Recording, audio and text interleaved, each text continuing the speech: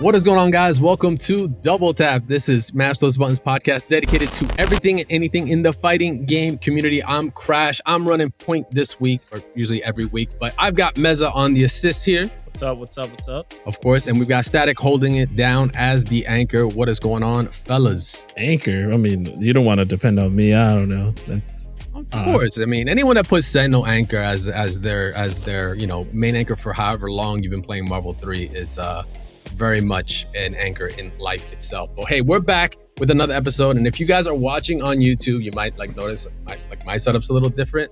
That's because it's kind of like a rare moment. All of us here at Double Tap, we're actually in the same place for once. We'll be here for Frosty Faustings 2026. It wasn't initially intended. This kind of just sprung up, took advantage of it. So hey, we're here. We've assembled like Voltron. We're gonna be here to play. We're gonna be here to watch, and we're definitely gonna be here to get salty. But we're not gonna be the only ones. Well, okay, maybe not be here, but we were definitely here for watch. So since we're already in tournament mode, it felt right to bring someone on who's deep in the lab with the biggest game at the event this year. He just churns out incredible 2XKO content. Self-proclaimed best Ari cosplayer out there in existence. At him for that. You can at him for that. Steve Carell has played him in a movie. But please welcome Evan Almighty to the show. What's going on, sir? Welcome. Good, man. Hey, how's it going? Thanks for having me. Happy to be here. I did not anticipate the Ari reference. That was a fun time. Of course. If y'all don't know what I'm talking about, go peep out some of his VODs and some of his content. You'll see what he's talking about. I've seen it on my feed at some point. I was like, there's no shot. But I thought, hey, props to you, man, for going through with it. You look great. Thank you. I appreciate that. That was a very beautiful Ari, if I do say so myself. Them sub goals. But hey, man, I do want to say, as the first guest of our show for 2026, I want to say thank you for taking the time for joining. It's always fun to have more people on to talk shop with, fighting games and, their effects they've had on so many people in whatever way in their lives, right? So appreciate you for coming on. I appreciate you for having me. Yeah, it's good to be here. So to get our audience to kind of get to know you a little bit, I know everybody's got their life stories. I've got a little section for you here. You're actually going to be one of the first to be hit with this. It's called The Read. Got a couple of rounds worth of questions here to throw out there, and this ain't no labbing.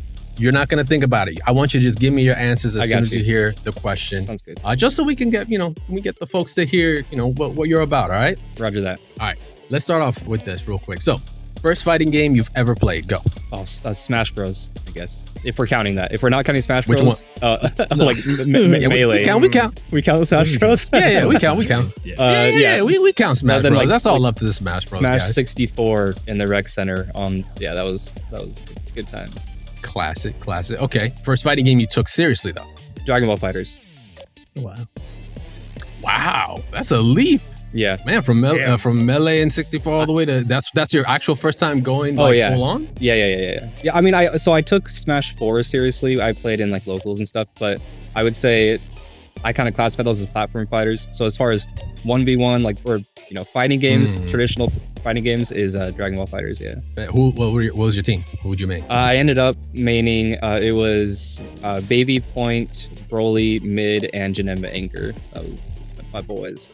I'm traditionally like a Piccolo. Everyone knows me as a Piccolo main, but it wasn't towards like the end of when I stopped playing that I dropped. As a Static, how do you feel about that? Because Static's kind of like a resident fighters player. Like, I'm a Marvel player. Stop it. But I was just gonna say, like, it's hard to keep to your favorite characters in that game because the power creep is so high. So it's like, it's like all the Piccolo mains sort of like, all right, I gotta just pick, I don't know, Janemba or something. Yeah. So, what do you mean by that, bro? What do you mean by that? I stayed playing 18 all the way through and through, even when she sucked. 18 was okay. She's yeah. Don't even. She was so good in that game. She got so much better over time. That's fair. Yeah. But no, I was always a Beerus main, and then he kept getting busted infinitely. So it's fine. Yeah, I was gonna say, of all the characters, I remember you really wanting to make Beerus to work, even from the very beginning. You were really about it. He was even when he got those slight buffs, like you were for it. But hey, man, sometimes if you're competing, sometimes you gotta know a lost cause, man. Yeah. Sometimes you just gotta let Beerus it go. is hella fun. Let it go. Now he is. Fun. Yeah. Oh yeah. There you go. He's more about fun, ladies and gentlemen. We're already hearing it first here from him. All right, so hey, let's go with round 2. Main game right now. I don't think that's gonna be too hard to say, but main game right now. Yeah. Them's fighting herds. No, just kidding. No, yeah. How would we know? My man's got the banner and everything behind him. No shot. All right, so what's your current main? What's your team right now? Yasuo Warwick. Yeah. Castle Warwick. Yeah. Okay. Funny enough, I play a lot in the EU, and the EU like loves their Warwick. Yeah, you guys. Quite a bit. They love their Warwick, so I get the most Warwick training just living out there. Mhm. But funny enough, I don't think I've come across enough Yasuo Warwick though. That's strange. Yeah, for it is. me. But neither of them are each other's best match, like best pairing at all. But it's fun. I'm all about having fun. I wanted have an effective team, but also have fun. Okay. If I wasn't trolling, I would just switch one of them out for Echo. The classic. He The has classic. a really good Echo If work I just want to video. swap, Echo will work out anywhere. It don't matter. He has It a don't really matter. good Echo work video. Don't worry, I watched it. Oh, bet that was my Don't worry most about recent Sonic upload. Fox, bro. Don't worry about Sonic Fox. That's all good. Nice. Okay, with the Yasuo Warwick. So what do you play on? Pad, stick, or are you leverless? Leverless. Yeah. Or keyboard? Oh, okay. I mean, What? yeah. You saw that too? I saw that video. Yeah, leverless for a few years now. It's the best. I mean, growing up on Smash Bros, my hands just hurt. You know, that's like I gotta play leverless. It has to happen. Yeah. Facts. I have seen the leverless light. I think now. I want to say maybe 3 to 4 years. Yeah. I actually have it literally like always nearby, like There you hot go. 42 ready to go, just to rock out on it. I've enjoyed leverless myself. I come traditionally just from like arcades, so like joystick and arcade stick was always my thing. Pad, sure, whenever, but like I made the jump to leverless because I was like, you know what, I want optimal. I want to have the best chance that my hand did not go off a degree and that was a Right. down and not a back. Like I couldn't trust myself. But some guys here are purists, like Static. Pretty purist. to You're this, a so. stick purist. I can do that. Yeah, This guy. yeah, my little guy. He tries. Nice. He tries. It's He tries. But it won first attack. That's all that counts. There you go. Not Shout for out to me. I Chris G didn't for win. borrowing the stick. There you go. I needed a stick. Yeah, to borrow. But leverless can do it. I can understand it though. I did see the video. I was more interested in the pad. That's why I was more interested like how the pad layout. And I still can't even like my head as a Yasuo player. I'm like I can't stance with the back button. So or It's with rough. the lights. Yeah. Yeah, I agree. Yeah, totally agree. Maybe for another character like Warwick or something. Maybe. I haven't tried him, but we'll And I see. didn't grow up on stick. Like you know what I mean? Like, so I think if I did, then maybe I'd also feel like a purist. But my wrist, I did play stick for a while. My wrist just started hurting as well. I'm getting old, guys. Like, That's cool. When the 09ers are becoming the OGs, that's a whole other feeling right now. Mhm. All right, so how do you describe your playstyle in one word? Remember, guys, he plays Yasuo Warwick, so I actually have no idea what he's about to say. mental stack. That's 2 words. That's 1 term though. It counts. You just say mental. I mean, he uses it all the Mental, time. yeah. Just mental. He's just mental. Like Yeah. that's it. No, he's just nuts. Mental stack. So Yeah. just like in a sense of like you want to your play styles to constantly overwhelm your opponent with like options, or it's like for you to just constantly have layers. Yeah, constantly have layers and overwhelm as well. I'm not Sonic Fox. I'm not going to be doing perfect mixes. You know, I'm not a strike throw guy, but I can mental stack. Can we swear on this? Yeah. Okay. Fuck yeah. I will mental stack the fuck at you. That's Hell yeah. Okay. That's, you know what? I can respect that. That's what Or- Piccolo was all he- about. He didn't have like real mix, but it was just like mental stack out the wazoo, you know. So Evan's the type of player that just doesn't want a 2-player game to be played 2 players. You just want 1 player. Really, My best friend, the first thing I taught him in Dragon Ball FighterZ, I was like, the best way to win is don't let the other guy play. Exactly. You Yeah, turn it that's into the a best 1-player game. advice. Everybody knows that. That's Yeah. in the commandments. Yeah, exactly. It's like at least number 7. 7, I think it's like 6 actually, but like I know for a fact 7th is like thy shall block whack ass mix up, and then 8th is like make Yeah. it know, Make it a one-sided so. thing. Yeah, exactly. make it a 1-player game. Yeah, exactly. That's exactly how it goes. All right. So now these next couple questions are a little bit more on kind of like your creator path that you have, right? So like, what made you start creating content? I went so hard on Dragon Ball for years and taught a lot of friends and homies, and you know, apart from them recommending like, hey, you should just be making videos for this. I figured I always wanted to. I used to have a tech channel like many moons ago, many years, and it never went anywhere. But I love doing it. And I figured when 2XKO was coming into closed beta, like now or never, you know, got to ride that wave. Yeah. So yeah, that's when I hopped on. Yeah. Okay. Strike when the iron's hot. It makes sense. Yeah. Like a lot of prep work, especially for how long the game's been in development. Right. Like a lot of people have plenty of time to jump in and call out, like, I'm going to make my leap once this game comes Still out. in development. Yeah, still in yeah, true. What are you True. Ace You're right.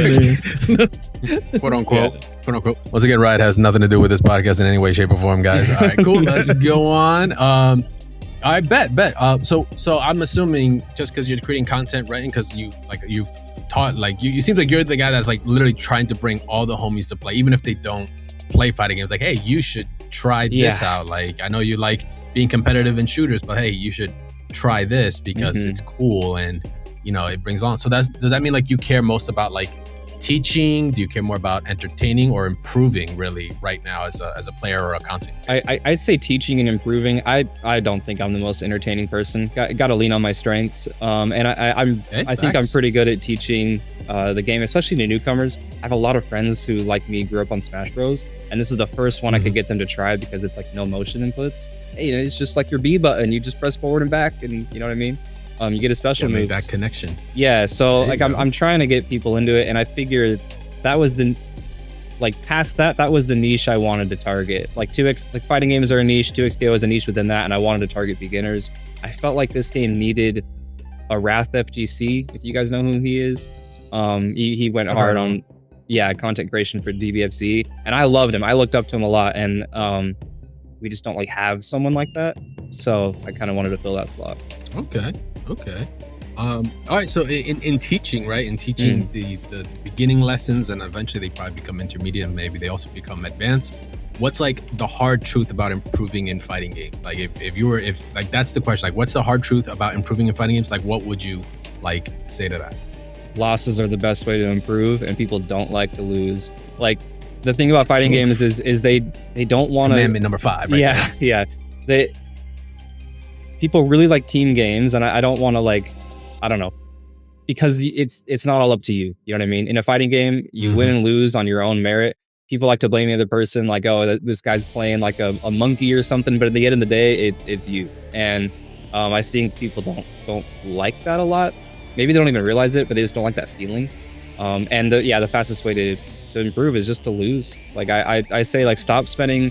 When you first play the game, don't spend a week in training mode. Like, spend 30 minutes in training mode and then go get your ass kicked and just be open to learning. Like, I think that something that goes along with this is detach your self-worth from your wins.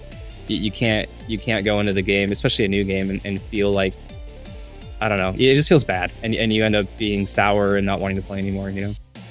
So don't trust rank. Yeah, don't. Oh, never trust rank. Don't trust rank. Yeah, nobody gives a shit about rank. I love some people. You know, I love being in those lobbies and people get mad. Like, even when it's casuals and they look up your profile and they're like, "Oh, master player, grandmaster player." I'm like, bro, I wasn't even like. We weren't. Why are we going this route? Don't blame the rank. That's like, the thing too, man. Like in 2XKO, I don't know. I've played a lot of other games, not just Dragon Ball, and like grandmaster is. I mean, I'm not trying to be mean, but low key pretty easy. Like compared to other games. No, like facts. Like Celestial and Strive. That was easy. Zenny or it was really okay for me. Celestial was rough. Maybe I'm just bad at the 1v1 stuff, but for me, Celestial was rough. And maybe I just like my brain clicks better with tag fighters, but in general, GM feels pretty easy. Challenger feels hard depending on the region. Asia is like fine, but US is definitely a lot harder Challenger than JP. Yeah, I'm right there with you. Like I did Grandmaster. I did just a run of ranked. Like I think maybe it was December. I'm pretty sure it was December. Like I decided to like just do rank. I was just doing casual just because I wanted to just play the game, learn the game, and just like you said, just get your matches in, get your losses, get your wins, understand what's going on. And I was like, oh, let me just take this to ranked and see. It's like, oh, cool, Emerald started there. That's fine. And it was literally like 2 hours later. I was like, oh, Grandmaster, that's it. Like, it doesn't take a lot of time to really get to it.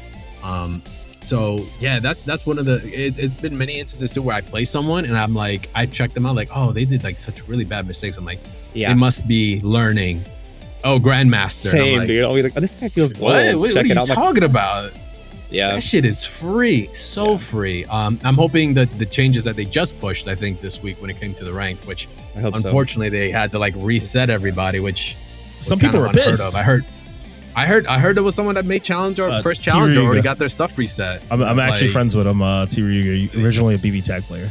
Yeah, that's kind of rough. But they said, they were like, hey, we're not doing this often. I guess it was just like a pretty deep systematic issue. So it is what it is. That's fine. I can't play right anyway. now. There's Who a cares? bug that it like restricts. I'm part of the bug pool that my account just can't queue up for rank. I can't find a match. Oh, really? Yeah. Oh, no. Like, it's a known bug, but like, it's just one of the many. You're just gonna have to show those casuals what's up. Yeah. That's all. Just run the streak. Dude, Run a console streak in players be casual pissed. lobby. Like, dang, you stink, bro. Dude. Go outside. I'm like, man, okay.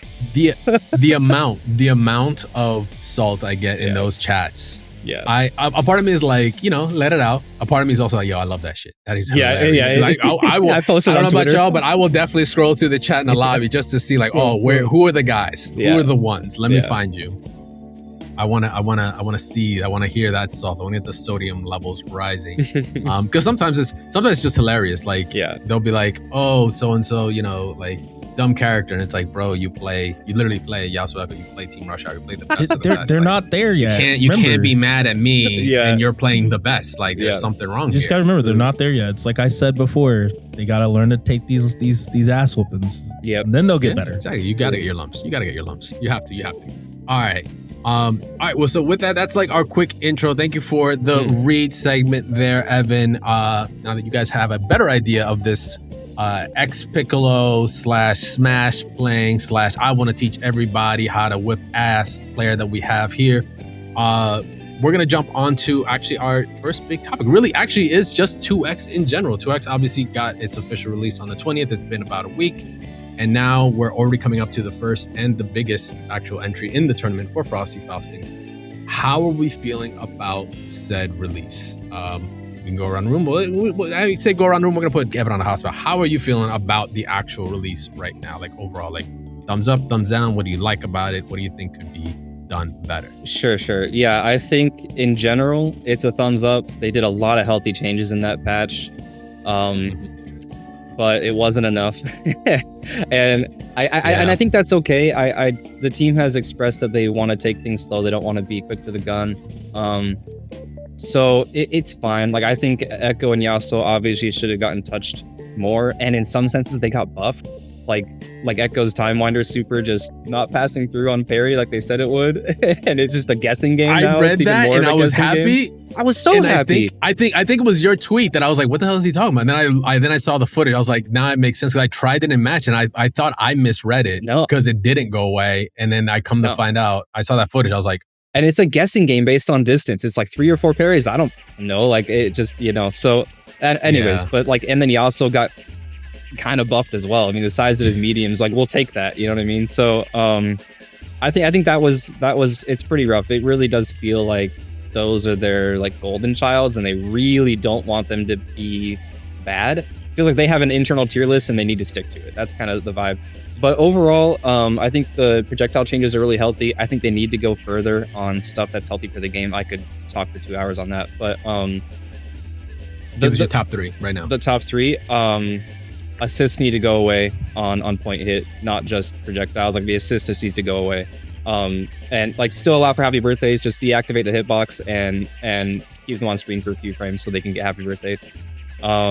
Air block there has to be more air block. I am tired of winning neutral and making you like you're up backing over there. I'm winning neutral, making you block, and now I'm losing because you landed and now like you know what I mean? Like the air block like block stun is so low in this game. It's crazy.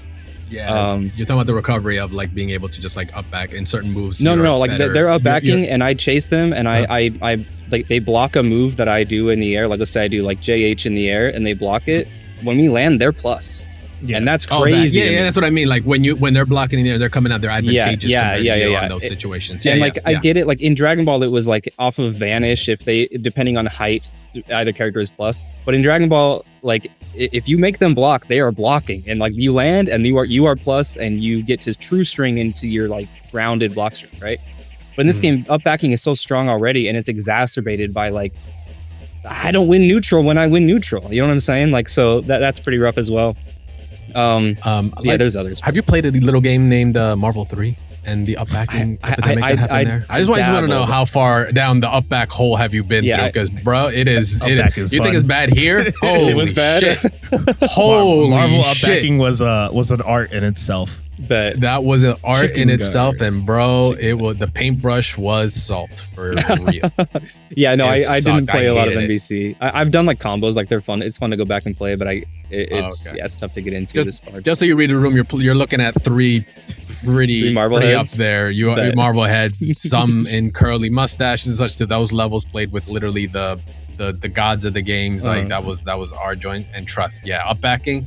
That's literally where that kind of term like really became familiar, was from that game. Gotcha. Because of just how strong it is. So that's why I laugh at it now, because I'm like up backing, like oh, you don't know what you're getting yourself into. Yeah, I guess not. When I first saw it, I was I'm blessed. You are blessed, sir. You are blessed. Okay, yeah, and I think you have one more. The third one, it's a tie, like handshake eating inputs, or let's just go with that one. Handshake eating inputs. I like that rough, though. Bro. I fucking hate I'm a BB tag player, so I like eating people's inputs all day. It is so cancer. Yeah, I mean, also even if you want to throw it back to even like if you're a Guilty Gear player, you don't see it as I think you to a degree in Strive you do see it, but in Exert it was much more apparent. Like, and it was like, imagine it's actually closer in Exert than it is in Strive. But in Exert, like if you YRC like yellow Roman cancel, right? It would create such very weird things. Like for one, it could eat inputs, but in like other aspects, if your character was like a charge character, it actually made your character like lose charge. That's crazy. Which was just like mind blowing. It was full screen, and it's like you're a Leo player. Like, I guess I won't flash kick now. Like, let me revert That's that. nutty. I didn't know that. Yeah, it's some very weird nuances to it. So like handshake, like I get that. It just, for me, I don't mind. A part of me is like, I don't mind it. I'm kind of like, I feel like I'm fence sitting. Like I don't mind to eat inputs. But when it does happen, it kind of is a reminder of like, fuck. Especially with freestyle, they get two of those bad boys. Like I'll be in a situation where I try to parry or I try to call my assist and it just doesn't happen. I'm like, well, I guess I'll try again. And then they handshake again. And I'm like, well, I guess I just don't get to play the game. Like that, you know? I guess next round at this point. Yeah. I get that. I can get that. Yeah, handshake in itself has just been the weirdest interactions in this game for me.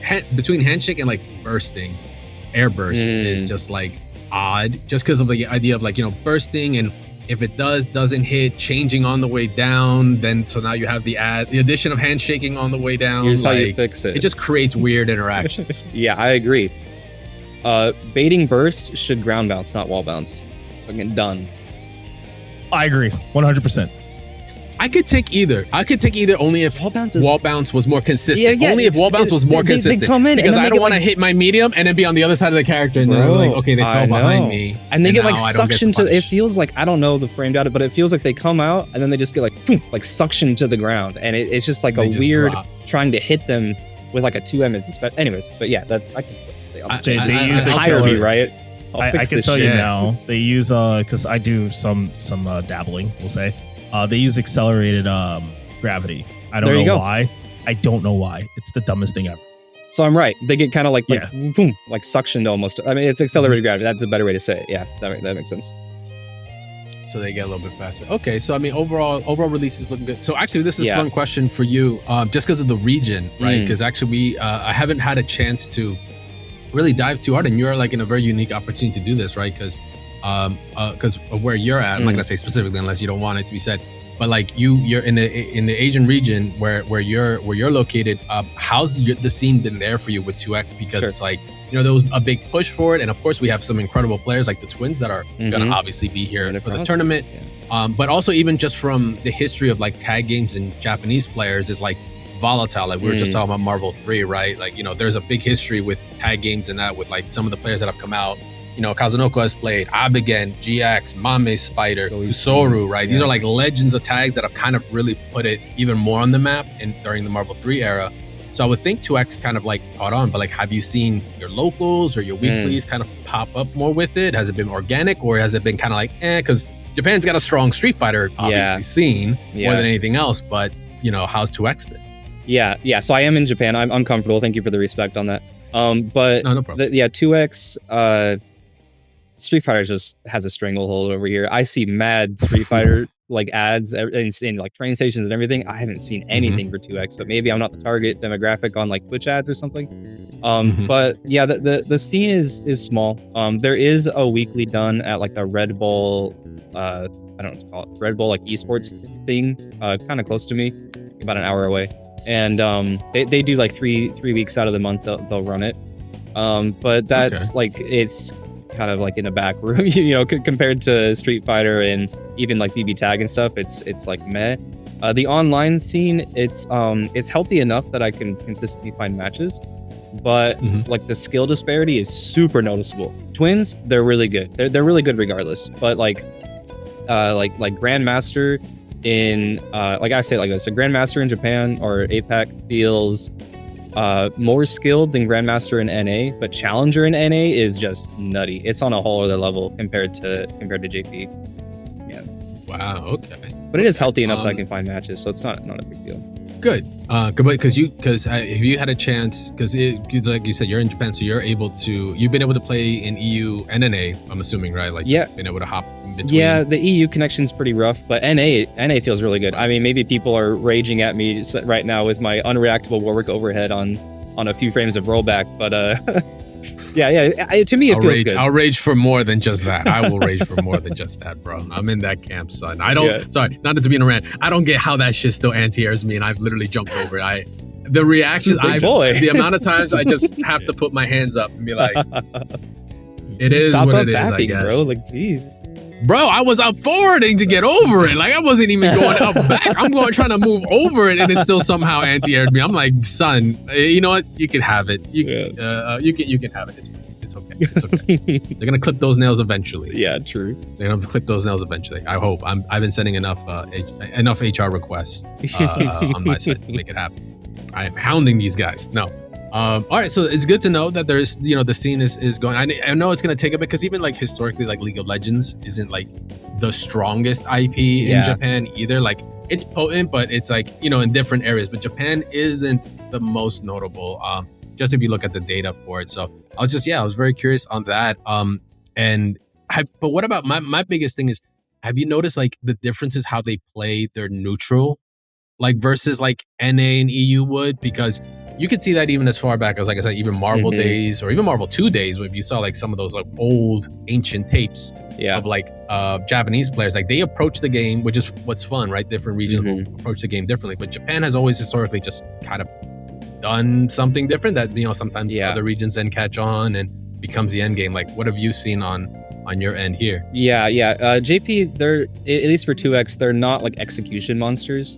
Whereas I'll hop into NA and it's like I'll verse a guy that's clearly, lower rank, but he hits me with a combo and just like pops off, and I'm like, whoa. There's a huge disparity between your neutral and your combo game. Whereas in it's kind of the opposite. Whereas like in JP, they don't really care about having like the most optimal, crazy, cool combos. They want to play neutral and beat you that way. They were limit striking a lot more before NA kind of caught on to limit strike. They had shorter, they were doing like break economy more before NA caught onto that as well. So there's definitely a balance to be had here in the gameplay, but I'd say that like the way that JP went initially almost feels like the more intended way to play, the way that we're like learning to do it now with like limit striking all the time, like break economy and stuff, where JP would like intentionally do like short ass combos in a limit strike just to like not give you any break, and then just set up another mix. They don't mind 3-touching or 4-touching, So thanks for the heads up on how Japan has actually just been dealing with 2X. I think it's going to take some time, honestly, for it to kind of catch on. It's still very early in the game, right? Official release only happened a week ago. It's going to take a bit, but I think maybe the additions of certain characters also helps at times, which is going to be kind of like our next topic here, right? Caitlyn has obviously been released now. And man, I've been so stoked to have you guys check her out. I swear I didn't know she was coming for like 8 months. But I was stoked to see her and her gameplay. Surprisingly, I don't know how many people in this camp are going to be feeling it, but like in terms of like Zoner, I don't know if that really fits the label for her 100%. She is extremely technical, but I've gone, I did what maybe I'm pretty sure many other people are going to do, which is obviously check out Evan's video on how to, learn a character, which I think you just did it just for Caitlyn recently as well, kind of like a breakdown as like kind of the steps to learning a character and what you should do. I had a chance to take some notes there. I was like, all right, let me see. A lot of very similar ways as to how I've done it in the past. But really, what's your conclusion on Caitlyn at this point in time? I know it's still very early, but what do you think she's gonna shake things up at this point? Yeah, I think it is really early, but there's a few key things that kind of stand out. I don't think she's going to be used a lot at Frosty's. I mean, it's just too early. I don't think she's broken enough to be like people just immediately hop on her. I think they're going to stick with their Yasuo echoes and whatnot. I think she definitely has some good pairings, like with Braum. But overall, like she's too technical for what she delivers. Like she doesn't deliver enough for her level of technicality, or her level of execution, which is not like super crazy, but it's just the minimum charges and stuff. Go. Were you gonna say something? Okay. Oh no, I was gonna say, I was like, the classic of like, if it's a lot of work, right? If you have two characters and one character only takes up 4 button presses to do X amount of damage, but this other character requires 3 button presses and an entire other sequence and timing to do the same or less, right? You're instantly gonna want to go to like the easier kind of like more, maybe even consistent character, because if there's so many variables like the charging and such, which not everyone has like I don't think any character off the top of my head like requires like really hardcore like charging in terms of buttons like that to kind of just do some sequences. I mean, Vi has electrics and all that, right? Like those are very specific, but it's like you can get away. If you miss it, you can kind of still get a combo afterwards. You can like, okay, let me finish the Rekka and we'll be good. But Caitlyn, it seems like you need to have those timings down to just get that reward, which some characters are like, what? No, man, I'm just going to shit out damage because that's just me. True. And that's like the difference between like Darius and Yasuo, right? Like Darius does a crap ton of damage for the amount of hits he does. Yasuo can match it with a lot more hits, but Yasuo like makes up for that because he has just like really good neutral and really good mix, right? But Caitlyn doesn't really have that. So like she doesn't mix you when she makes you block. And her neutral is like fine. It's very surgical. Like if she misses her shot, like you just run up on her, and so there's that. I think I imagine her being... The true League experience, by the way. That's the true League experience for anyone that's trying to play her in League of Legends. You miss, like, you're done. You're done. Yeah. You're done. Yeah. And I think she'll be, strong, but not overbearing. I imagine she'll end up around, like, on a tier list, around, like, the Darius to, like, Darius Braum level, where she's not, maybe even less. I don't know. I think we all thought initially, oh, she's so good, but I'm not feeling it. The big thing is like her assist, leave her airborne, and in this game handshake to down heavy is so good and you can't do it, so it's like it's pretty rough. Yeah, that's a damn good point. Also, like the two things, Aegis Reflector hasn't like been as crazy, even though there are some crazy things that can be done. You have to really build around it, which luckily in this game it's not one of those like you lose a partner, you lose your assist and all that, right? Like, which is also on the other side just very fucking weird for I think 3 out of the 4 people here, historically, because of the way tag games have been.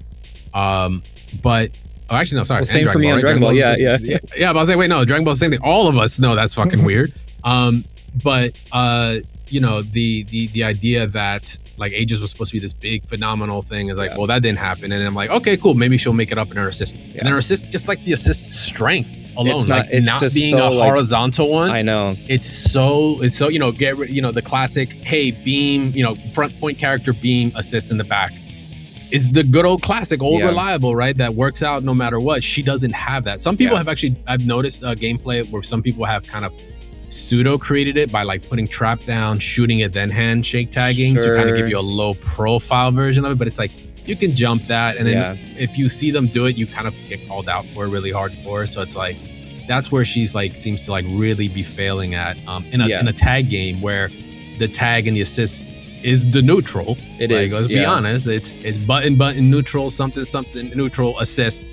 That's the game. And if your character is failing at that, it's already a pretty big detriment to how effective they're going to be compared to the rest of the smaller cast too. Yeah.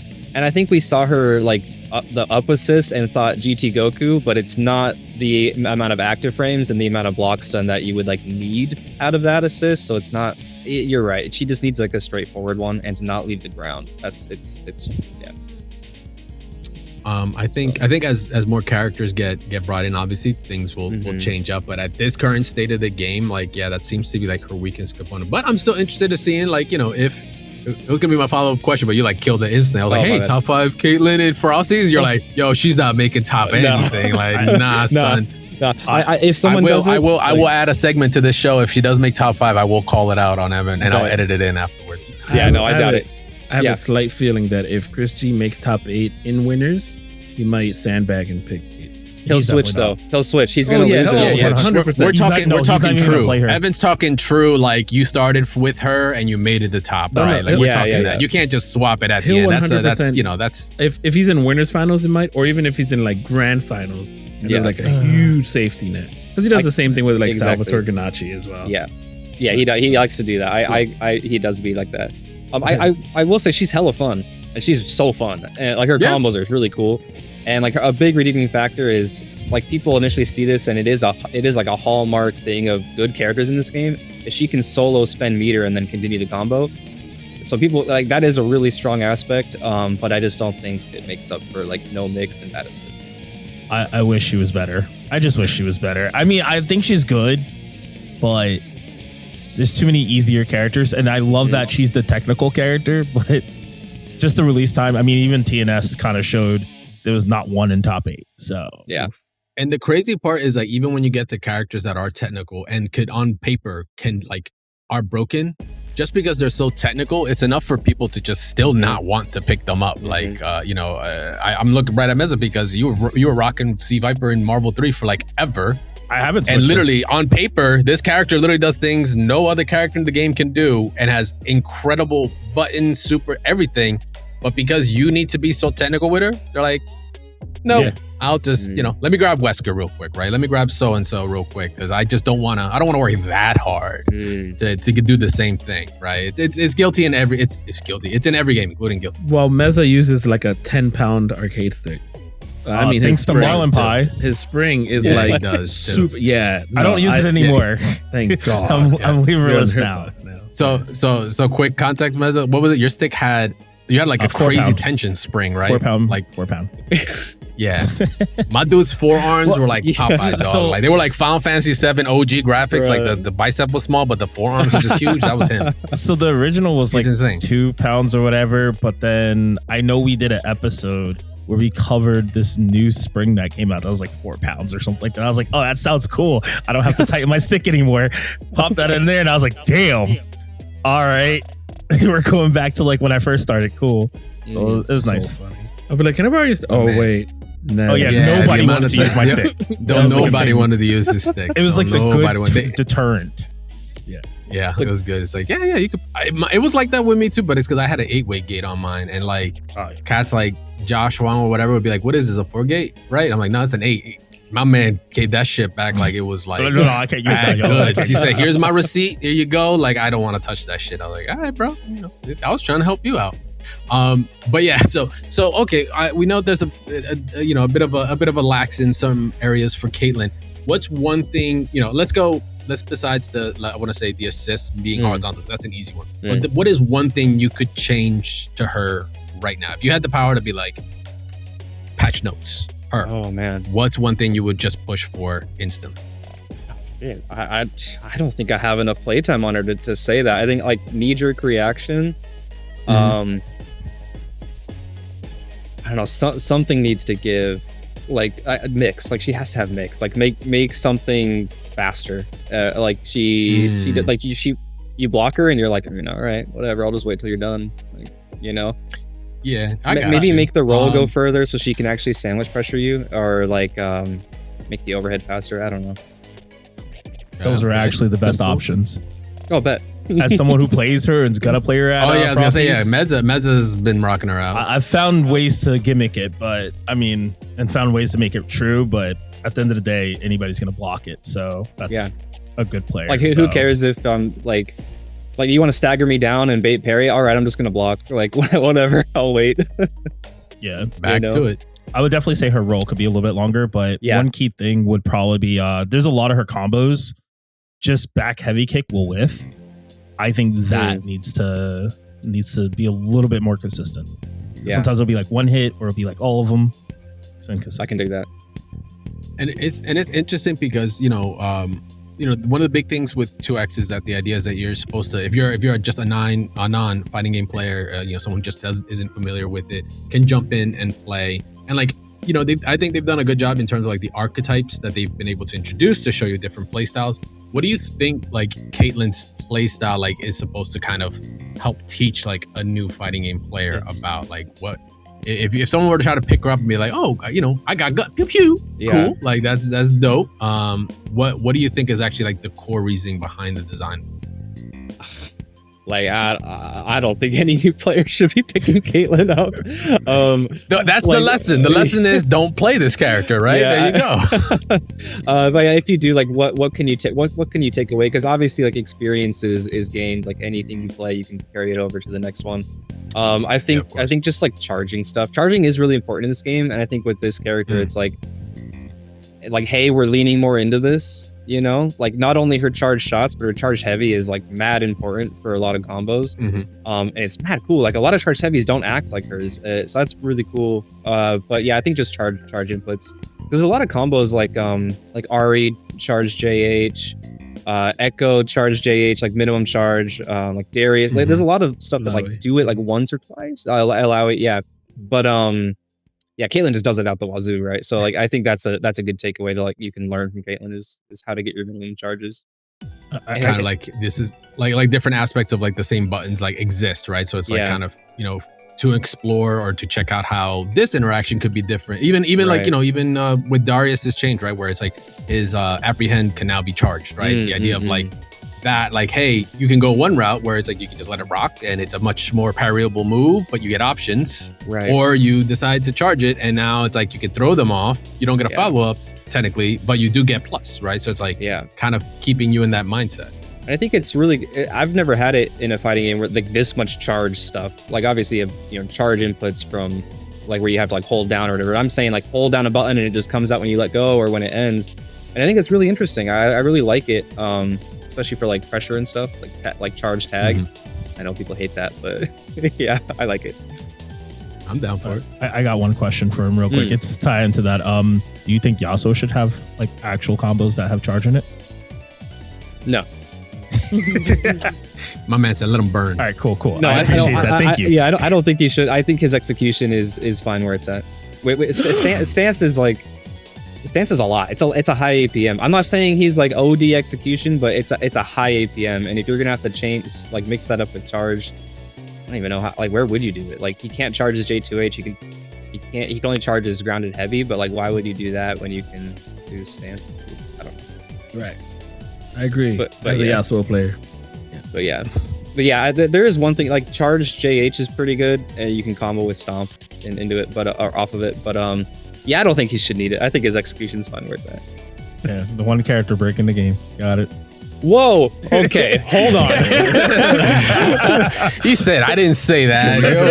We getting there. We getting there. My chat was like, don't talk about Echo. You don't want to crash out on this. So I'm like, okay. Hey, I went the other route. I know because you're like the only character. And you're allowed 5 minutes. Yeah, I'm on 5 minutes of Echo crash out. No, I'm because you said the only character breaking the game, and I'm like, the only one is Echo. Yeah, like, we gotta start with one, all right? We gotta start with one. We can't beat them both, all right? Let's take out the one that got really good range. Look, they've been doing a decent job with him, but yeah, his Super One's still broken. All we gotta do. Evan's like, I'm sorry, my connection's messing up. Sorry, bye. And he just leaves. Oh my God, yeah. You know what? That's okay. It's okay. Listen. It's all part of the plan, right? Yeah. When Frosty's happens, when we see Echo in the top 16 of all, all every team, they're just gonna have to Leroy him like like they did in Evil Japan and break his legs and be like, yo, this can't happen because that's just not good. But like I said, just let it go. It's according to plan, guys. I swear. It happens. If they haven't, just have to go through it for now. If they haven't for the past 3 years that he's been in demos and all of that, like, I don't know, Crash. It's kind of done. My tinfoil hat theory is like I don't remember his name, but the lead champ designer, that guy, he's the one that made Echo. My theory is that his contract says Echo is not allowed to be bad. Like his contract is like, I make this character and he will always be like top. I mean, maybe top 3. Maybe that's his contract. I don't know. But that's my info on that. I mean, you said it earlier. He does Super 1 and you parry it and you still don't know where to stop because it's supposed to go through us like Ari's. Yeah. Bro. He does so much stuff the best in the game. People complain about Yasuo. Okay, I'm going to real quick. People complain about Yasuo. You got 3 minutes. Yasuo is very, very strong. But like his strongest team is Echo. And if you look at top 8s, like you might see the occasional Yasuo Ari or something, but it's Echo. So can we just like, stop the theory crafting and look at stats for a second and say this character is too fucking broken? Like, please just look at the stats. Why are we discussing, well, Yasuo has a full screen projectile too? I don't care. Echo does everything the best in the game. He has the best, like oh my god, like the best assists. He has the best mix. He's got the best like projectile in Time Winder. He can spend meter the best out of anybody. He has the best movement. He's got the best buttons. 5M? What is that? Okay. 5M All is right. ridiculous. 5M is right. ridiculous. All right, rant over. We'll put that in the chapter. Don't worry. He has This a is Evan's taco. Don't rant forget that. He has a taco for your move. community to watch. Bro. The burrito, dog. No, Burrito. taco. Where you? It starts Oh, with- it's taco. remember- It's tacos, burrito. No. Quesadilla? Burrito's the Like mix up. Tacos where like Iori jumps over and does a little back kick. That's called the taco. Mhm. Oh yeah. And then you're they right, took you're right, burrito you're right. out because he can't rewind grab. Like, thank God. But like, you can't it's- rewind grab. he now. never needed it. He never needed burrito. He's doing other shit now. They've come up with more. It's like they just chipped the armor. to This fucking Gundam. There's said, like oh, way you don't- more yeah. to He it. said, "You don't want me to grab? Don't worry. I'll just mix harder." Yeah, exactly. I mean, it is Oh, you cool want to me to watch. just Like play his the mix game? is nutty. If you guys watch Bleed on at TNS recently, Yeah, Bleed went, fuck that. Yeah. dude, that mix was. I mean, not if you guys. Yeah. He'd be going hard. I have to deal with that shit. No, thank you. Yeah. Yeah, it's wild. All right. We'll close it out on Evan's rant there for the current landscape of the game, and obviously in we started this on Caitlyn's Impressions and we ended up on Echo. So let that be a lesson to how the game is right now. But we're gonna talk about now is the tournament on hand, the very first tournament since its release, and all the interesting takes that are gonna come out of it afterwards. But we're gonna talk about some of the takes that happened before it. So Frosty Faustings now at this point, I mean it's the 27th, so I think what is it, Thursday they start? They actually kick off, so like 2 days. They have a total attendees of 4,045, which is just fucking amazing. Shout outs to Alvin Shadow and the rest of the team. That is just an insane number. I think 3rd highest or something in the country in terms of tournament. I think like Combo and it's either Combo or Evo, or it's CEO and Evo. I think it's Combo though. Has the 2nd place spot with about how many entrances? 872 entrances just for 2XKO. And this is the mixed tournament. This isn't counting like the duo specific part of it. What's interesting about it though, because I was curious about it because there's no way to kind of tell on start.gg. Maybe that's a future function we'll look into. But I looked at how many of those entrances were actually just native duo teams. Because this is the big thing about this is that this is going to be the biggest kind of like magnifying glass we'll have on the idea of like, hey, does duo have, are these inherent advantages that duo could have? There are just some things you can do in duo, you can't do single or easier. How many people are actually entered for this? And it is actually 65 teams. So it's about 7.45% of the entire entrances are actual teams, but it's 65 with obviously notable ones like the Twins from Japan, Sonic Fox as well, and a couple more. But yeah, I was very surprised that I had to go through every single pool and actually start counting these. Start GG, if you need a function, I got you. But yeah, like it's really cool because I want to see like, how many in the top 8, in the top 16 will there be a duo in, because it's going to get people are going to look for results first to start actually, maybe trying things out. Like, and it's fine. That's pretty normal. It happens with things like the meta of a game. That's why we end up with characters that are just like, we know which ones are maybe the unbalanced ones early on because people just catch it and they'll just go with it, right? The proof is right there. But for this many teams being there, I think it's really dope. I think it's a little under. I think I was hoping to see a little bit more, to be honest, but it's the first one. I think after this, we're only going to start seeing this number go up. So the trippy part about it is just the state of the game. So I don't know about you, Evan. I'm assuming so because you've been playing it for a while. You primarily play on PC, right? Correct. So, this is being played on PS5, and with the console release happening on the 20th, and things, kind of being rolling out, and unfortunately, Riot has the biggest track records with consoles, obviously for obvious reasons.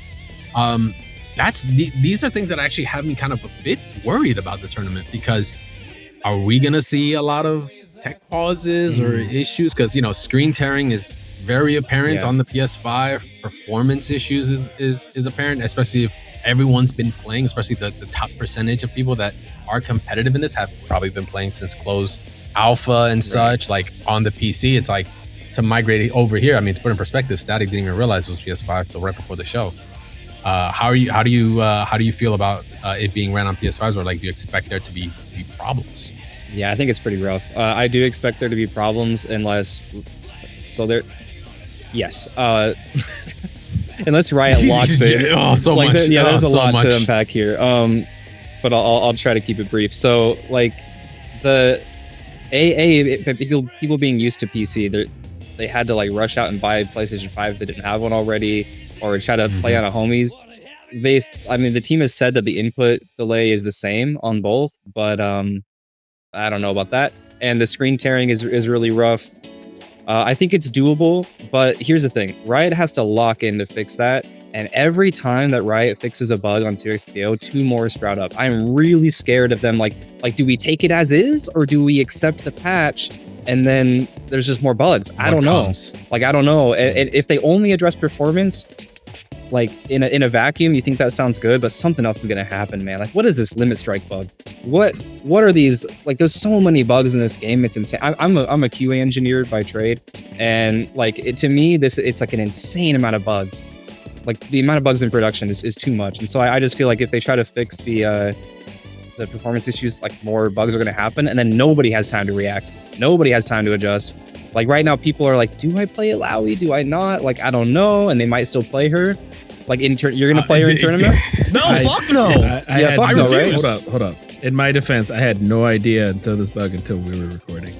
For the Alawi bug, I had just looked it up as well. Like, it doesn't launch on the second hit of the assist. Yeah. That's the bug after the fix, actually. Right. So it's like, do we I don't know. Like, do we trust them? Should Frosty make a decision where we just run it on this patch right now and don't have to update the game? Or do we, I don't know how that works on console, but we have to accept the performance patch, and then they're just going to put more bugs in the game. It's really bad, guys. Like, this is a really bad look, in my opinion. This is like the worst thing that Riot has going for it right now. Yeah, not to like place the tournament in like a negative light. It's still great, like it was doing that, but like if the product, this kind of goes into like even a much deeper conversation of like standardization in fighting games. Like we've done it several times, like PC and such, right? Is the Steam, is the Gabe Cube gonna be a solution for us in the future? This, that, and the other, right? There's an ecosystem to it, and console still just being the most accessible component to it, right? They're gonna want to lean on that. But yeah, like the delivery on it, on the state of the game, that's really what's got me where like it's gonna be dope to see matches. Don't get me wrong, I'm still gonna be hyped. Yeah, but man, like if we are having these bugs where players like Meza included here, where you literally can't really pick a main character that they want to play. For one, they want to play or have had a much more history in playing with versus like say Caitlyn. Wow. Caitlyn, thanks camera for saying that was like I forgot I got AI on this camera. I was like, great timing. Yo, great. Like Caitlyn is it's detrimental. It's detrimental not just for the player, but it's just detrimental to even anyone else that wants to have faith in being able to compete in this game. Yeah, and it's like in Messa's case, like do you trust that they'll release a patch and keep going with Alawi, or do you switch early and get adjusted? Like, dude, I'm gonna be honest. Like the moment I found out about the first issue, when it first was an issue problem, I was like, okay, I'm just all in on Caitlyn because there's no point. There you go. I was like, I'm just gonna prepare for the worst, and they were like, oh, we fixed it, and I was like, okay, this is enough time for me to like practice. And then before I even touched it, I was like, somebody was like, oh, are you gonna switch back to Alawi? They fixed her. I was like, yeah, no, I'm pretty sure I'm gonna stick with what I'm doing. And then they're just like, oh, Alawi has another bug, and I was like, oh, it doesn't make my combos work still. Yeah. So yeah, no. And it's like they didn't even like, what did they do? Like the patch notes don't indicate like what did you do to cause the bug, man? Like it just right. I think it has to do with the projectiles, and I think because it is considered a projectile, that's why some of them were disappearing randomly. Is it considered? Because if you parry it, it's a physical parry. It is, but I think it's also like probably like certain it's parts just of it is probably some coded. Okay. Yeah, gotcha. Probably somebody did something with the coding. So I don't know. At the end of the day, I just looked at it as like, this is not a functional character. Yeah. And even Diaphone has said, like, I brought it to him and he was like, oh, like probably my combos don't work either. And that's when he found the issue with her super. And I was like, nothing on that character I can trust right now. I'd rather just like play whatever, whatever my odds were for maybe top 32 or like even top 64. It's gone down to like 128 or something in my head. I'm like, I'm playing a new character and I have to like completely play a different style. Yeah. It's a bad look. It's fine. I am hella excited. I'm going to be streaming the whole thing. I'm super excited. But yeah, sorry, what were you gonna say? I cut you off. Oh no, you're good. I was just gonna say I'm sticking with the Laui. Oh, you're crazy. Do it, also fuck it, bro. It's already on fire. Just run that His shit. shit was Like, not why the hell working the not? day that we found out. And I don't know if it is now. Dog, I was like, so mad at the lab on Thursday. I was so mad. I was like, I'm switching to Vi, and then I never played the game the whole weekend.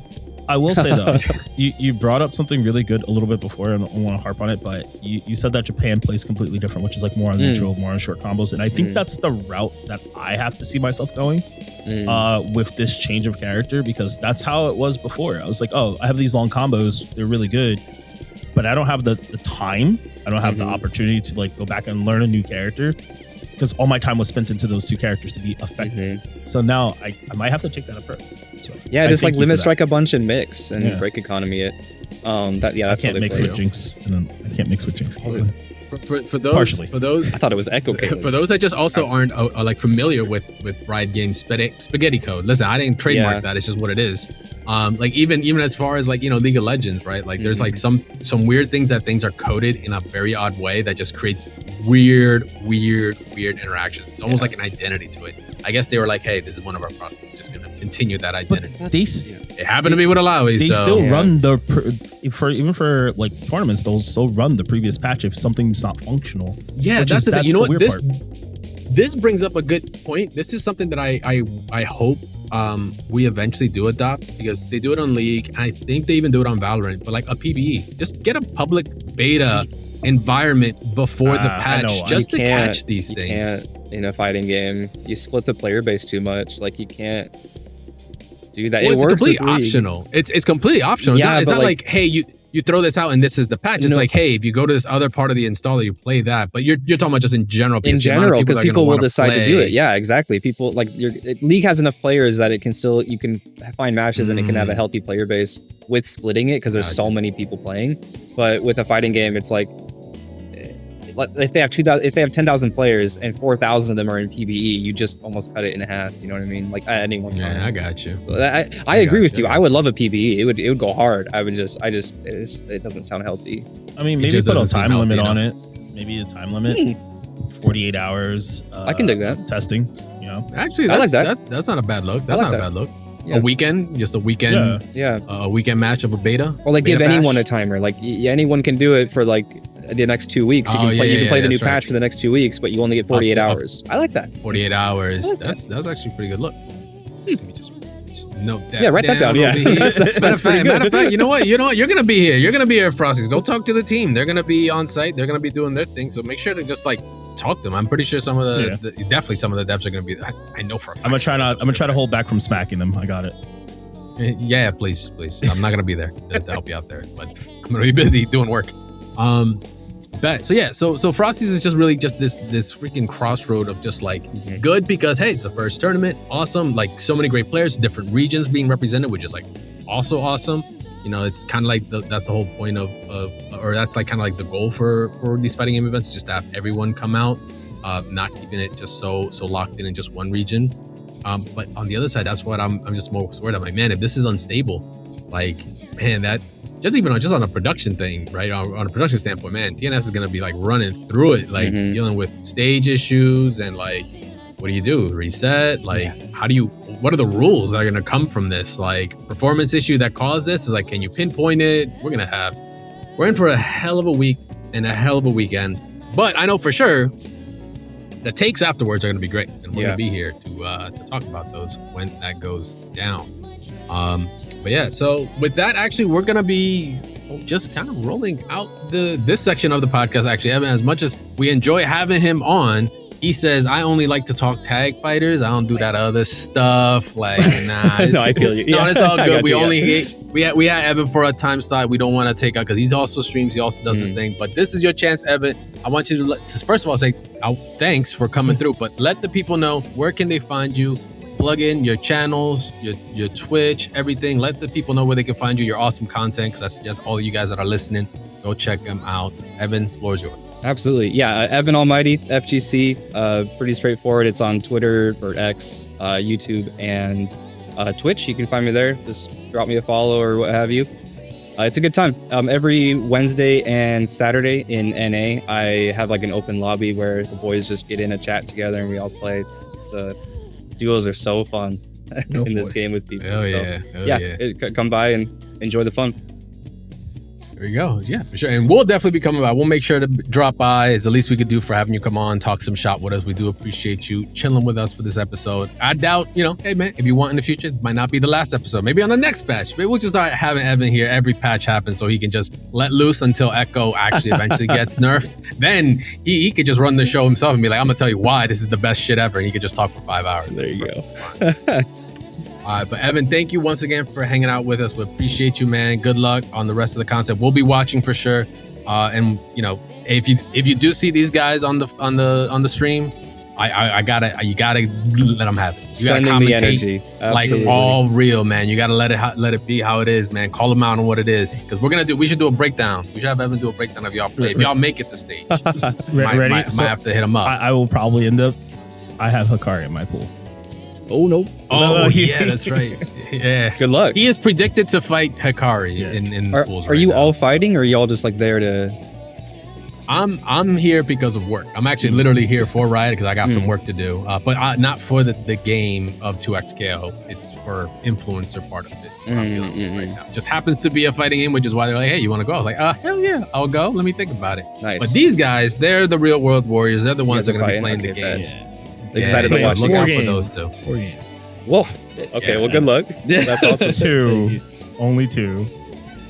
Shout outs to Evan for stopping by, dropping some 2XKO wisdom, some Echo salt, and letting us know, or talking to us about Frosty Faustings 2026, which is coming up this weekend. But that's not all that we're getting into on this episode. We've got some Alex to talk about. We've got some MK rants to maybe have as well. But we do have question of the week and some polls to get into from last week's episode that we're jumping on right now. So last week we asked, what's a bad habit that you had to unlearn to get better at fighting games? It's habits. We all got them.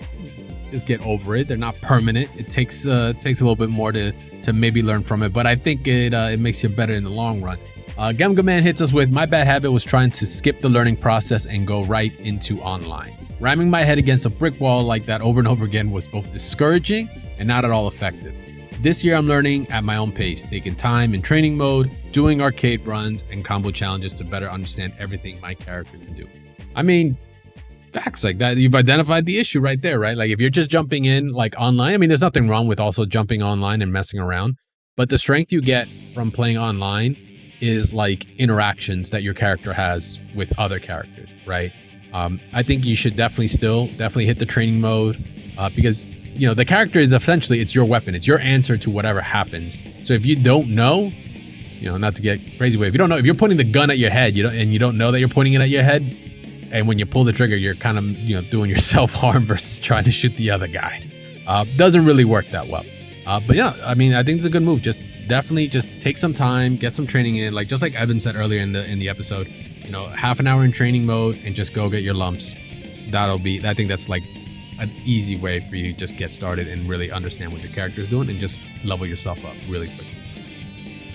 Leonic said, there's a point that I hit mentally and it's a struggle for me to learn mechanics and combos. Depending on the game, this can be a minor or a big issue. I mean, I think everybody here, like when you start a new game, new character, it's kind of, you are asking, what can I do with this? All right. What do I do? What situation does this serve me to press this button here? Especially when the button seems really ass, right? And you're like, what the fuck? Why would I ever want to press this? This is negative as shit. This doesn't make sense. I think that's normal. I think that's pretty normal. Maybe getting help from somebody is a useful way of doing it. Like, I don't know about you, Static, but is that a route you would take? Or like when you're kind of like up against a wall and you just don't know what what to do with like your hands, so you're just like whatever. What am I Like, supposed to do with my hands? what do you do at And that point? More for a new game. Like new games, it just depends on like the character routes and structures, or I'm sorry, combo routes and structures. Because like I hate it when like something seems too big and then I don't know what to do, and then you sort of have to like teach me. Not you in essence, but you kind of did with 2X, and certain things, certain mechanics once you get into them. So yeah, that's my take. Sometimes I'm not even interested. Like what's it, Skullgirls? I'm not even interested that much into learning too much of it because of the combo structure. I don't know it as well. Unlike 2X, which I'm getting into, but it's still a little bit deeper.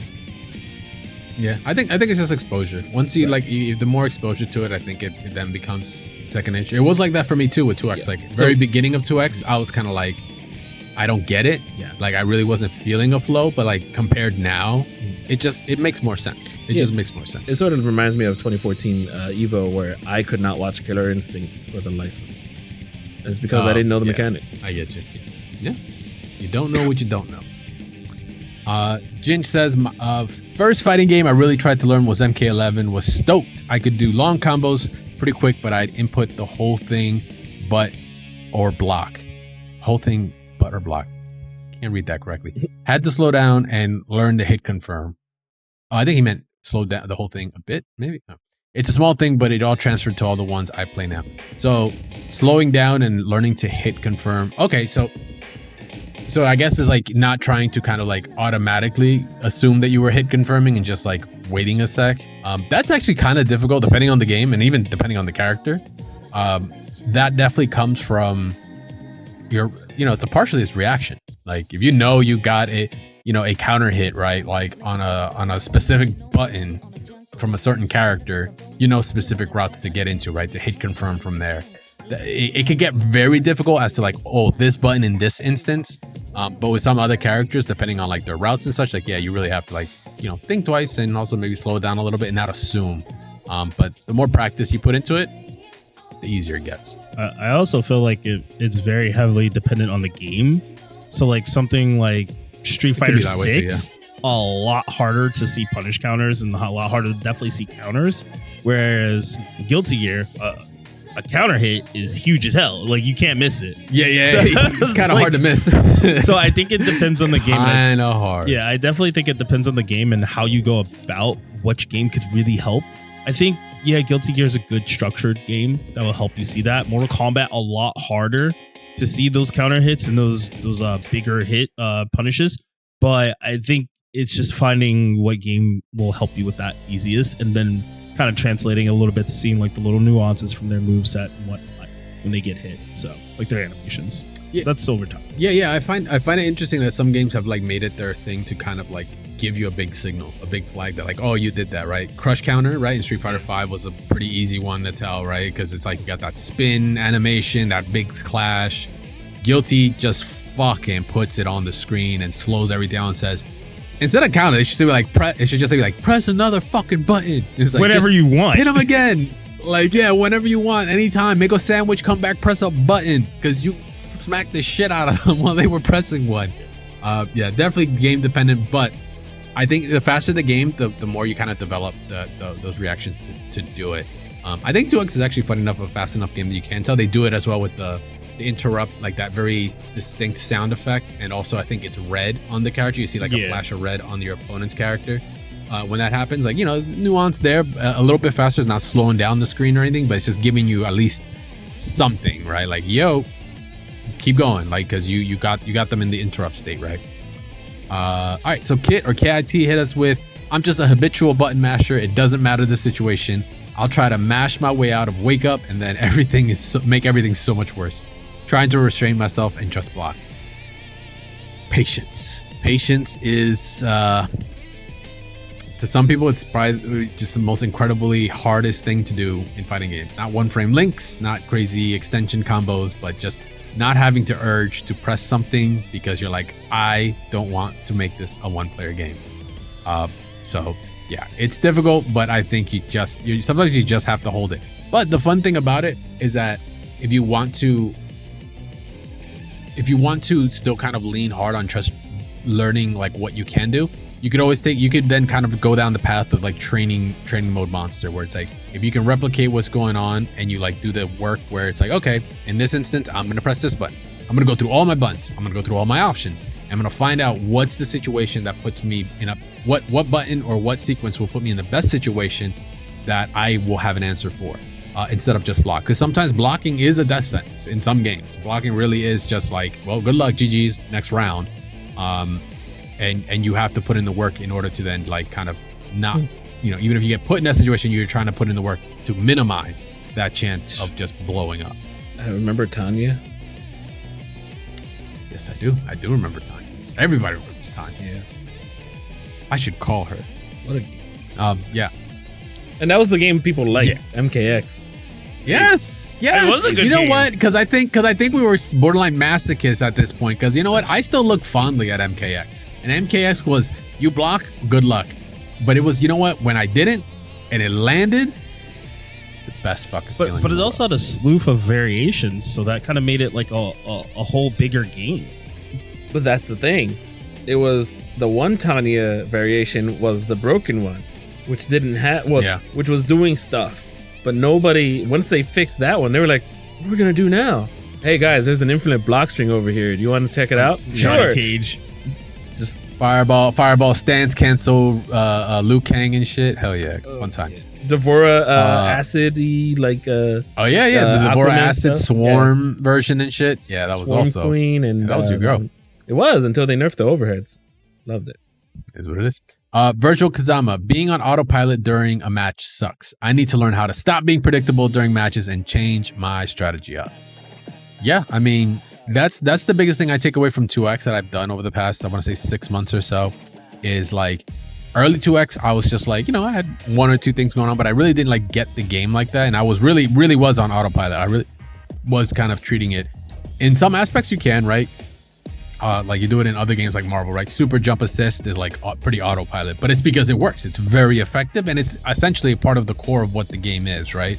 So 2X is similar to that, but really adapting what you're doing to your opponent or looking at your opponent's actions or trying to get a reaction from them really helps that a lot. You can autopilot combos, like as long as you can hit confirm them, autopilot them. You can turn your brain off and just like have your muscle memory take over there. That's fine.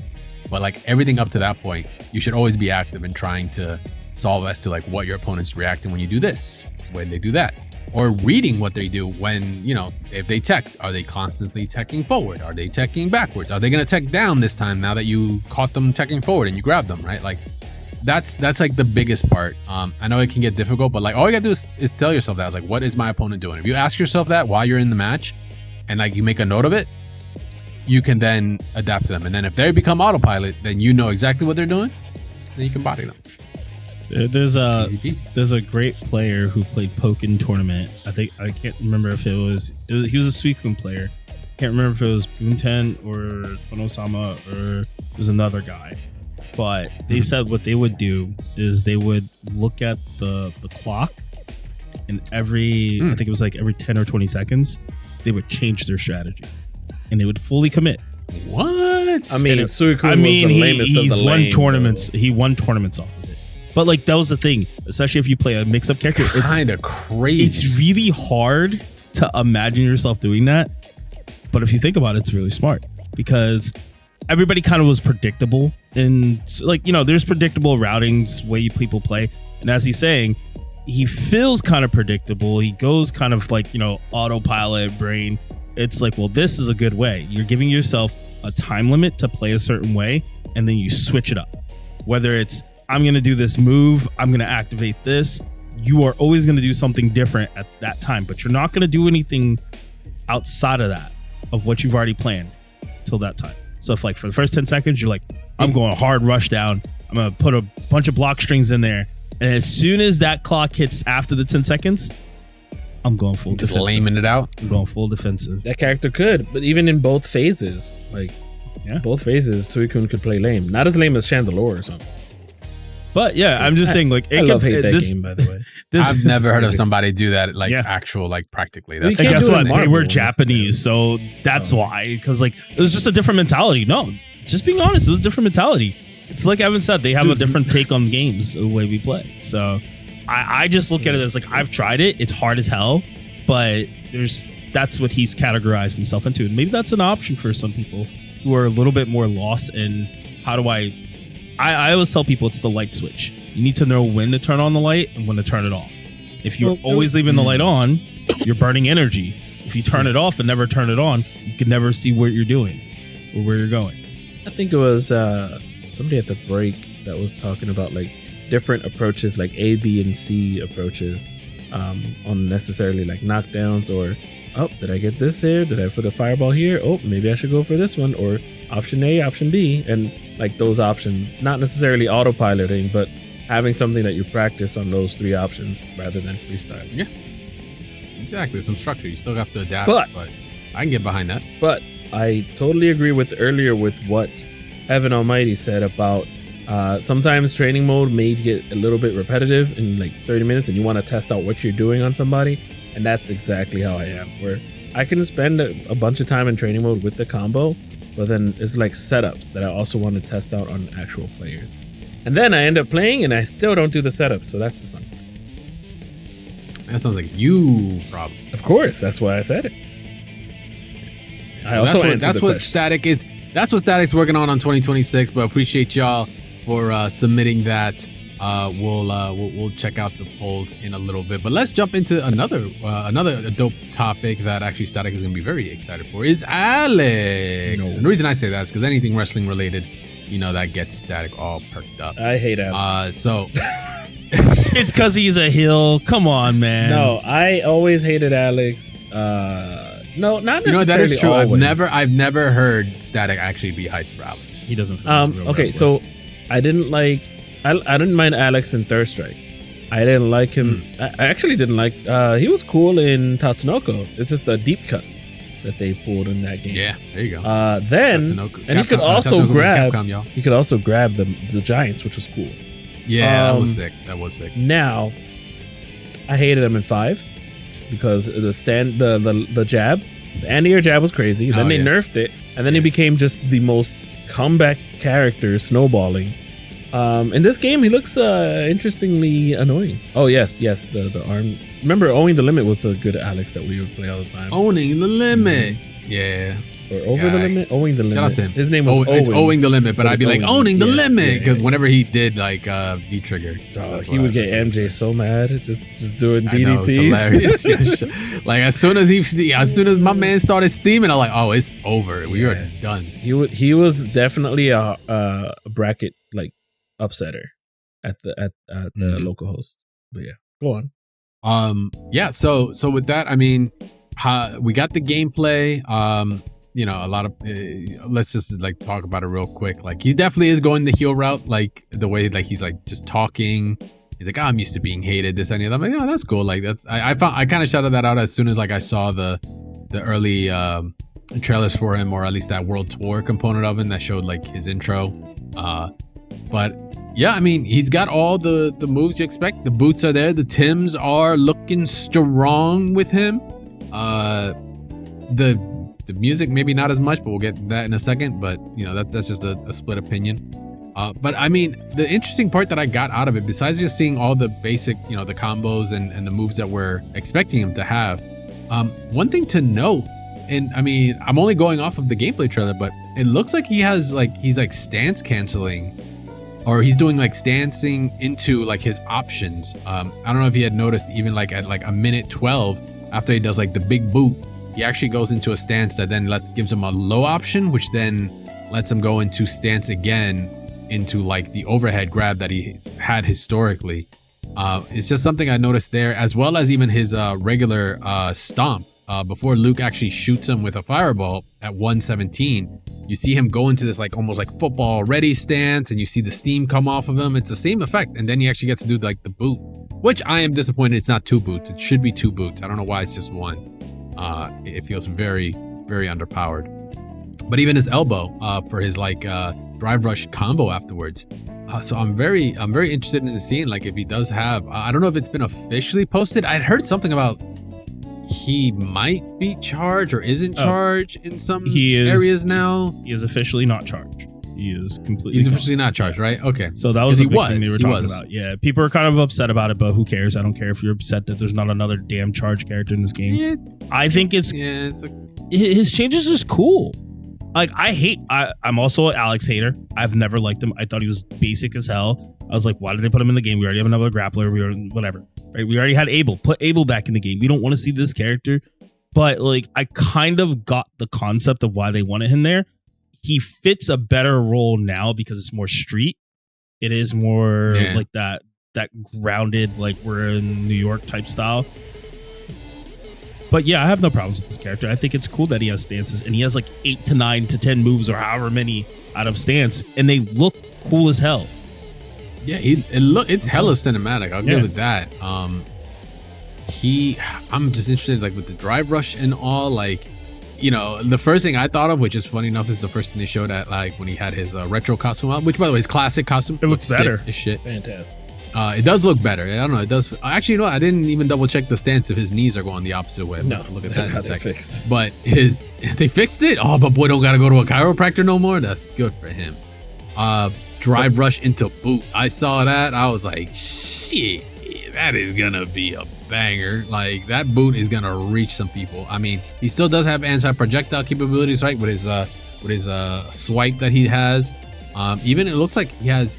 Was that armor breaking that I saw? Oh no, it wasn't. It was just multi-hitting with his shoulder, which once again, like it's a very interesting take as to what he is doing with his original kit. I don't know. Like Alex has like, I feel like, yes, he's a grappler, like kind of how you said Meza, but like he's basic. He definitely fits that in between role. He definitely is that hybrid for sure. He isn't purely a grappler. Like it seems like he has all these things plus a command grab. You know what they feel like they did is like they took King, like a lesser version of King, and they were like, we need to make Armor King, and they just like, but you see the difference now. And like even old Armor King versus the new Armor King, just whole new stance setups and all these moves, and it feels brand new. That's why I even feel I'm like sitting here. I'm like, yo, Alex is kind of cool now. I like that when he does, instead of doing the double stomp, the double heel, heel stomp or whatever, which he could still do. The normal version is just a heel stomp, just one. So it's like he's a heel, one heel stomp. I like that. I was like, oh, play on, okay, that's pretty cool. Even his grabs are way more intricate. Obviously, they're based off of Kenny Omega's, some of his moves.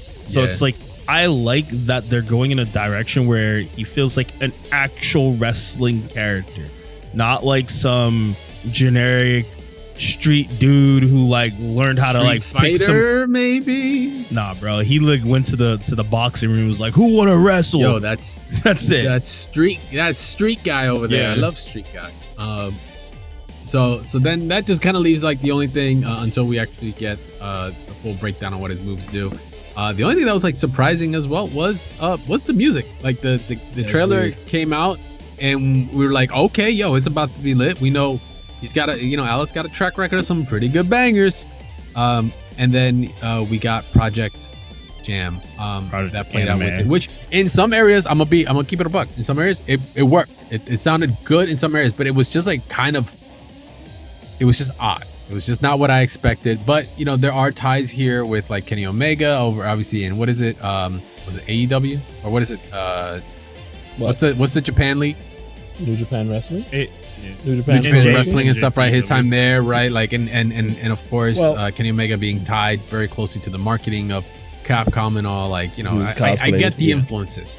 Yeah, cosplay. I get the influence. Absolutely. It just threw me off a bit as to the track, but I'm here to just really ask Static how he feels about the newer track they released versus the one that came out with the trailer. And your thoughts. 1 second, if I may. The homage at the end was a nice touch. Can we just get like we kind of have Sephiroth in Street Fighter? Okay, cool.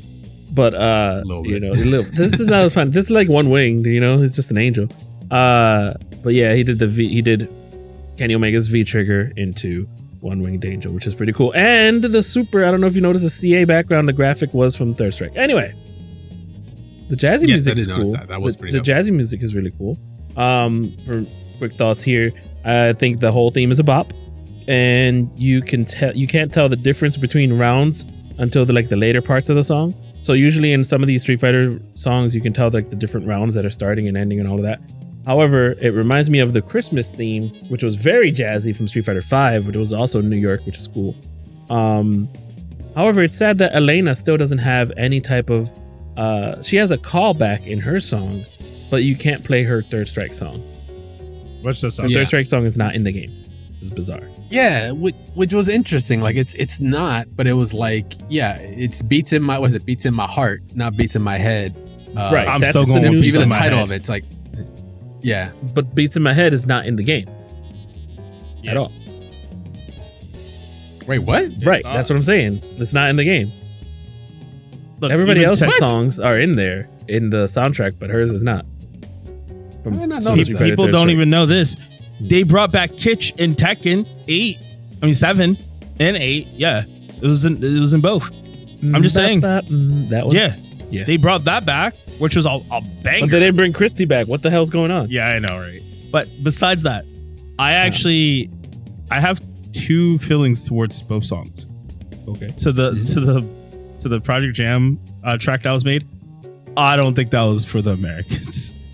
As much as I love anime, was, bro, it I was wasn't. like, "What It is wasn't, this dog. shit?" But like, it was That wasn't look, for us, dog. I understood. It was cool. It had a reference for something else. For me, I was like, "Get this shit off the screen, bro." It This- reminded me. It did This remind me shit of off Guilty the Gear screen. Strive, and I was like, ugh. But That At the shit same wasn't for time- us, dog. at the same time, it wasn't like in English, so it was okay. Like, Yeah. because now, Yeah, now like I I can't said- like like I sing said- along to it and try to hear what it's saying while I'm playing the game. Just wait for Just somebody like- to bring out the English version, bro. Somebody's gonna do the whole, We'll you know. see. Kenny Omega will be singing, yeah. But my thing I don't like about it is that I couldn't tell any homage to anything Alex related to the actual like to that song. yeah, to the Born one, Yeah, that's what I mean. yeah. And a lot that's of what I but mean. that's the thing. A lot of the songs in this game don't have any homage to any previous songs other than like Elena. Ken has like a little Are bit, you talking about and like Sagat. like? Well, I mean, Cammy's is, Jury's is, No, Chun they don't have. Chun's kind of definitely. But, What do you but mean? they're meant to be more like evolutions. I know we're getting all into the I nitty gritty know, as I to know, like how the but- soundtracks are. At the end of the day, I mean, I want to know what you guys thought. Did you think the Alex theme that came out with the trailer was the banger, or do you think they should have just came out with the Good question. with the arranged New York jazzy one that they sent out afterwards? We'll be putting that poll up on socials as well as on Discord. Let us know what you guys think of the bop or not. Let me save all their breath. You already fucking know it's the Jazzy NYC at 58 seconds. That shit breaks the fuck listen, down. yo, Oh my god, brother! Everybody. If you choose that Everybody's other got their song, taste. hey, let We're me done. catch you. Let me catch you on Twitter, bro. Let me catch you on X. Yeah, I'm gonna X something else, out, Whoa. bro. That's crazy. On X, yo, come to Frosties. I got some Come to words. No, Frosties. don't come to Frosties. There you I go. want to chill. just meet me on X. All right. You know what? Hot take I, right now. I don't think trumpets and saxophones don't make a song good. Oh, get the. Okay. If that's the case, then Slayer would have the best theme of all time, but it's just not happening. No, bro, you're rage baiting me. No, Listen you know to what NYC Jazzy again you know- and tell me if you're wrong. You know what makes a song great? A good organ. AKA Pride and Glory, Guilty Gear, just Pride and Glory, Guilty Gear. That's all. Just Just give that's that a listen. Yep. All right, we'll put up that poll once again. Let us know what y'all think. Not the trumpet one, but the Alex one. All right, last thing. This is just like a really quick rant. I wanted to hear your thoughts on it. There was a recent update to, the Mortal Kombat Legacy collection that's been out, which has been the attempt to bring the trilogy, right, of MK games and the heyday, the classics. I think MK4 as well is in there, to modern, capabilities, right, online, this and the other. Hasn't had the greatest of starts. It is what it is. There's a whole other level of just layers of complications when it comes to that.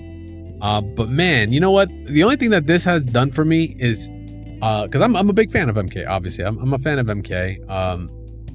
Huge. Me too.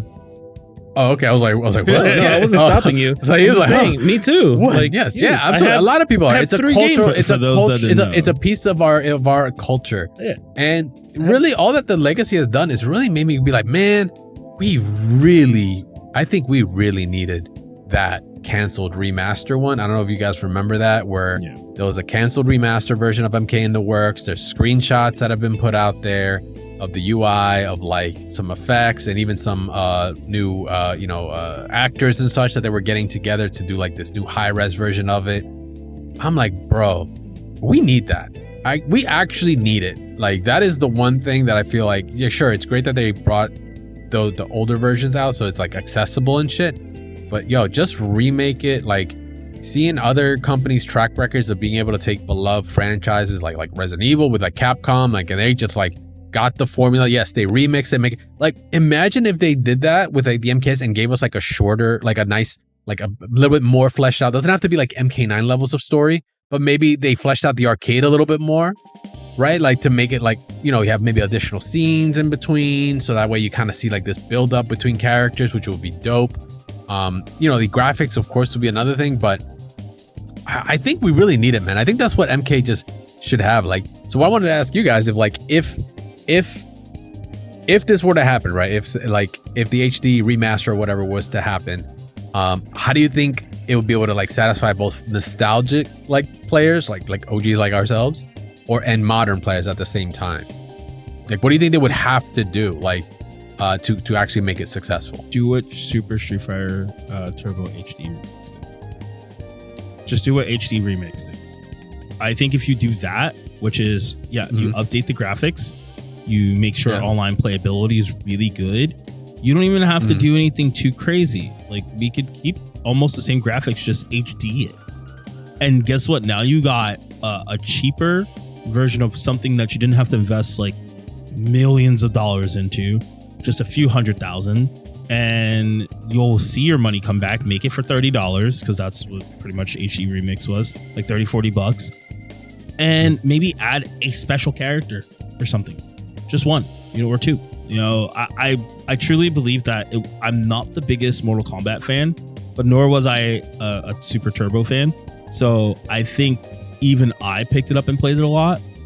So I would definitely be willing to pick up Mortal Kombat and play it a lot, because I didn't really like it as much as a kid. So it's like, that would be a good idea, because I just think it caters to the community. The only problem I see is whether, and I know people are going to say this is weird, but whether Netflix wants to invest any side money to them.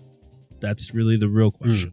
Do they want to invest more money into another project that's already kind of technically been done with this Legacy collection thing? And I think the collection kind of feels like a little botch. At a much lower investment, for sure, because it's not like they had to develop some back-end stuff. They definitely had to code some things up, but it's not like they had to like redo. But as a side sprites, project, graphics, this, that, and the other. I mean, what? How many years is Mortal Kombat? Like, I think Mortal Kombat.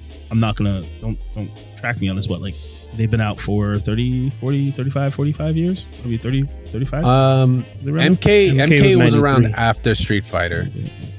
So yeah, I mean, and Street Fighter is in its 30s. Yeah, so it's like it's definitely 30 something. Yeah, I would say like by 35, by the 35th anniversary, maybe that's the best time to do it, right?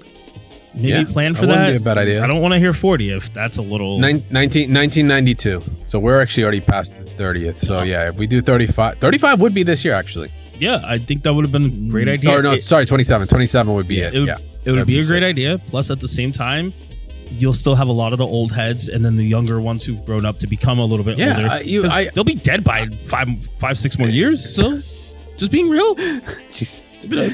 Most don't make it to 80. They'll be fatalitied by 5 or 6 more years. Yeah, exactly. Well, I mean, no, absolutely. I mean, also because if you just look at it, like, once again, Capcom's kind of pushed. It'll be mortality at that point. Mortality. Oh my god, that's better. So like Capcom's like has had a good run with like these are first person experiences, first and foremost single player experiences, like with the Resident Evil games and all. But like you could do that with like Shaolin Monks, right? We've been asking this for like decades. Like Shaolin Monks would do great. You update that, like go for it. It'll actually be a banger. This is the beat 'em up even now, season. once again, like that's just one area Capcom's done it. Now, recently, right, they announced a new fucking Mega Man game, like classic looking, like brand new HD version, but it looks mechanically like they just took the OG game and just made it HD. Newer, right? Like made it look newer. Like, yo, I'm telling you, if you're talking nostalgia, if it's nostalgia or if it's you know, or if it's preservation, you know, to a certain degree, right? To create a new one so that way a newer generation like experiences it, right? Like, is it worth? I very much think so. This was just something that came up because I came across the Legacy update. I saw that I remembered about that remaster. I was like, yo, that looks so enticing right now, but it was like canceled and shit. So it's like, you know, it's not technically in the works as far as we know, at least not with the developer, which was previously, I think it was Blind Squirrel. I think that's something we need. I think, you know, Meza, like the timing would be great. 35th, if they just like drop the mic on that, I think it would do amazing. Look, I agree. Look at Mega Man. And I mean, look, you can't do any worse than High Guard. Okay, so I mean, throw everything at it. This is an opportune time because the movie was delayed. Give me horses. So the movie was delayed until May. So this is an opportune time. We still haven't even gotten a second trailer for it. So don't know what the delay was. It was supposed to come out in October last year. And then you have Street Fighter coming out at the end of this year. So you have the most opportune time to actually do something. Either you fix this game, because holy crap, I had this game. I played it for an hour, streamed it for an hour. I hated it. That's bad. And I was like, if this is the case, I'm going to go connect my Sega. All right. And with that, that's going to wrap up another episode of Double Tap. We appreciate you guys hanging out with us for this week. And of course, shout outs to Evan Almighty for stopping by and talking 2X and kind of putting in his 2 cents as to the current state of the game, what's going on with Frosties, and what we can look forward to, Echo rants aside. Make sure to go and follow him. We'll definitely have those links in the description below for the YouTube as well as on Spotify. But once again, appreciate y'all hanging out with us. If you haven't already, make sure to follow my awesome host, Static Gorilla, on Static Gorilla on all social media platforms, as well as Meza at MezaFGC. You guys can see them all. They're going to be here at Frosty Faustings, so make sure to check them out on their brackets and see how their gameplays go and see them on stream. Make sure to vote for them. Give them a shout out. Give them your energy to win and get further down into the matches. You can also make sure to follow the show at Double Tap FGC on Twitch, on Twitter, on YouTube as well. We have a video version of this podcast there. And make sure to say what's up, comment, like. We do have polls going up as well on all of our social media links, as well as on our Discord, which you can join, doubletap.gg/Discord. Come say what's up to our awesome community. Thank you once again for the question of the week, guys. I send out all those messages, and hopefully those are some lessons for 2026 that y'all can get into and get better at.